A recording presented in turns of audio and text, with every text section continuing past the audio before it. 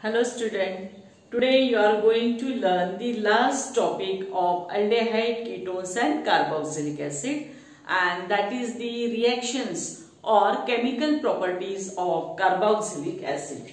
You know very well the carboxylic acid having functional group COOH. The first reaction is reaction with PCl3, PCl5 and SOCl2, phosphorus trichloride, phosphorus pentachloride and thionyl chloride. और तीनों की जो reactions है उसके main product similar है, इसलिए हम under the same heading this reactions are discussing. इसमें क्या होता है, जो COOH ग्रुप है उसका कन्वर्शन COCl ग्रुप में होता है, और ये जो COCl ग्रुप है उसे क्या कहते हैं, असाइल क्लोराइड। उसका नाम असाइल क्लोराइड है। और मैकेनिज्म क्या है, जहां पे OH है यानी ये OH, वहां पे क्या आएगा, Cl आएगा। बस इतना ही चेंज आपको करना है कि कार्बोक्सिलिक एसिड में जहां OH रहेगा आफ्टर हीटिंग वहां पे Cl जाएगा और उस हिसाब से उसका असाइल क्लोराइड नाम होगा। और इसमें SOCl2 को प्रीफर किया जाता है, क्यों, क्योंकि इसमें गैसियस प्रोडक्ट तैयार होते हैं। ये जो दिखाया है ना मैंने, ये दोनों गैसियस साइड प्रोडक्ट है जो कि एस्केप होते इजीली, और ये जो मेन प्रोडक्ट है उसे सेपरेट करना इजी होता है, इसलिए this is the preferred reaction. अब क्या होता है, यहाँ मैंने डायरेक्ट एग्जांपल लिखे हैं। इस तरह आप कोई भी एग्जांपल लिख सकते हो, मिथाइल, इथाइल, प्रोपाइल, ऐसे ग्रुप चेंज करके हम कोई भी प्रोडक्ट मिला सकते हैं। जैसे इथेनोइक एसिड अगर हम लेते हैं और thionyl chloride, after heating use acetyl chloride. How reaction takes place, यहाँ पे जहां OH है सिर्फ वहां पे Cl करना है, और इसका नाम क्या हो जाएगा, COCH3 मींस एसिटिल ग्रुप, और ये chloride side product sulphur dioxide water. Very simple reaction. यहाँ पे SO2 और HCl ये रिएक्शन साइड प्रोडक्ट्स फॉर्म होते हैं। तो ये बहुत ही इजी तरह की रिएक्शन है। सेकेंड, अगर हम प्रोपेनिक एसिड को PCl5 से रिएक्ट करते हैं, देखो यहाँ पे मैंने प्रोपेनिक एसिड लिखा, ये आप यहाँ लिख सकते हो। अगर यहाँ प्रोपेनिक एसिड लिखते तो यहाँ क्या प्रोडक्ट बनता, प्रोपियोनल क्लोराइड, है कि नहीं। इस तरह आप यहाँ पे एक्सचेंज कर सकते हो एग्जाम्पल, या उसके आगे का भी एंट्रेंस एग्जाम एग्जाम्पल आता है, तो इस तरह से आपको प्रोडक्ट का नाम लिखना है। अगर हम PCl3 से करते हैं, या तीनों इसमें हीटिंग बहुत ही एसेंशियल है, विदाउट हीटिंग ये रिएक्शन नहीं होती, तो मेन प्रोडक्ट तो वैसे ही है प्रोपेनिल क्लोराइड और POH/3 यानी H3PO3 जिसे कहते हैं, ये साइड प्रोडक्ट बनता है, ये प्रोपेनिक एसिड। और तीसरा हमने फिर से एसिटिक एसिड यानी इथेनोइक एसिड को PCl5 से यहाँ रिएक्ट किया है। Again same main product, side product में सिर्फ डिफरेंस रहेगा POCl3 प्लस HCl3, क्योंकि यहाँ पे PO है तो POCl3 और HCl3 ये साइड प्रोडक्ट, HCl ये साइड प्रोडक्ट बनेगा। ये हो गया फर्स्ट रिएक्शन। यहाँ पे आप कोई भी एसिड ले सकते हो, उस हिसाब से सिर्फ OH की जगह Cl आएगा। आपको यहाँ साइड प्रोडक्ट ध्यान में रखना है according to the reaction. Then reaction with ammonia, ये भी बहुत ही सिंपल रिएक्शन है। अगर कार्बोक्सिलिक एसिड को अमोनिया से रिएक्ट करते हैं तो अमोनियम कार्बोक्सिलेट मिलता है RCOONH4, एक एडिशन कंपाउंड। यहाँ पे चार्ज लिखना बहुत जरूरी है, सॉल्ट है, और after strong heating it loses water molecule. यहाँ का एक ऑक्सीजन और यहाँ के 2 हाइड्रोजन, इस तरह ये COONH4 का कन्वर्शन CONH2 में होता है, जिसे अमाइड ग्रुप कहते हैं, और ये एसिड अमाइड फॉर्म होता है। अगर हम R की जगह CH3 करते हैं तो ये नाम क्या हो जाएगा, CH3COOH यानी इथेनोइक एसिड या एसिटिक एसिड। अब अमोनिया से रिएक्ट होने के बाद सिर्फ हम R की जगह CH3 करें, यहाँ पे R की जगह CH3, तो ये फॉर्म क्या हो गया, एसिड अमाइड, और ये सॉल्ट का नाम है ammonium acetate. In the same manner यहाँ पे आप कोई भी अल्किल ग्रुप प्लेस करके C2H5 लिखते हो, C3H7 लिख सकते हो, उसके आगे का आप कंपाउंड मिला सकते हो। एंड एसिटामाइड की जगह अगर यहाँ पे C2H5 हम लेते हैं तो यहाँ क्या बनेगा, propanamide, in this manner. Then the same reaction can be carried out with RCOCl2 means acyl chloride के साथ भी अमोनिया की अगर रिएक्ट होता है तो एसिडामाइड मिलती है। और इसी तरह आप एसिटिल क्लोराइड के साथ लिख सकते हो रिएक्शन, या दूसरे कोई R ग्रुप चेंज करके आप घर में लिख कर देखिए विथ असाइल क्लोराइड।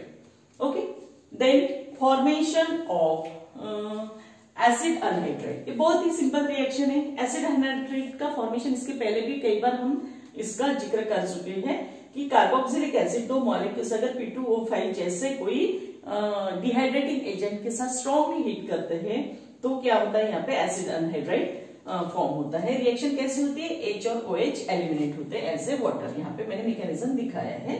तो इसमें कार्बोक्सिलिक एसिड का कन्वर्शन एसिड अनहाइड्राइड में होगा।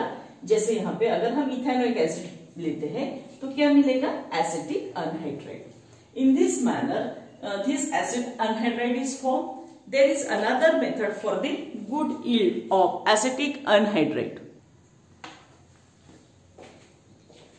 तो इसमें एसिटिक अनहाइड्राइड प्रिपरेशन में बेटर यील्ड के लिए हमें दूसरा भी ऑप्शन है कि अगर सोडियम कार्बोक्सिलेट को कार्बोनिल क्लोराइड के साथ अगर हम रिएक्ट करते हैं तो हमें क्या मिलेगा, यहाँ पे acetic anhydride. This is the acetic anhydride मिल रहा है और ये एसिटिल क्लोराइड है।